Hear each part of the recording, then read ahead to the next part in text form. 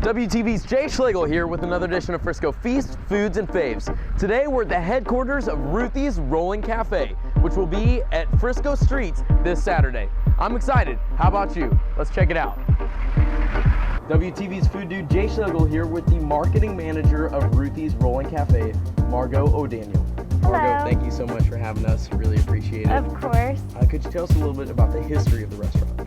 So Ruthie's Rolling Cafe is the namesake of our owner's grandmother, Grandma Ruthie, and she would make a lot of grilled cheese sandwiches when the kids were growing up.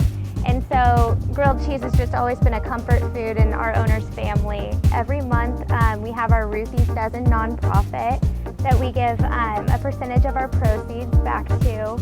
And we also do a lot of social media for them and kind of promote them in the DFW area. So Ruthie's will be at Frisco Streets and we'll be cooking up the best grilled cheese in Texas. So we're really excited for that. It's always a really good event for us and a good way to connect with the community. WTV's Jay Schlegel here with the operations manager of this truck, Wes Montgomery. Wes, thanks for having us. Really glad we're here. Thank you for having me. What do you got cooking for us today? Today we have a barbecue beef brisket. We call it the Boss. It's our most popular sandwich that we do on a daily basis. And I'm just going to get it started and kind of show you how we go from start to finish, how we make this type of sandwich. So what we do, this is a pretty simple operation, but it does work. So we have 2 sourdough pieces of bread. Yes, it is a little bit sour, but once you put the bread, the butter on the bread. Oh yeah, absolutely. Butter on the bread. We're gonna put a little bit of sharp cheddar cheese. We're gonna toast it here in just a little bit.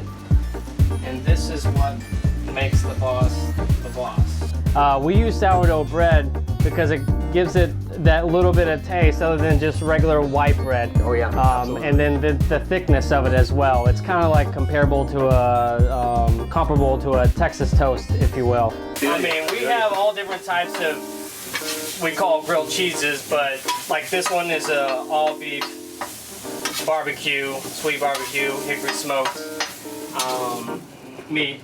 And we have one that's a ham, we have one that's turkey, we have one that's chicken. That looks delicious. But we all say that it's grilled cheese because I can tell it's melted goodness. Oh man, that looks fantastic. Look at that.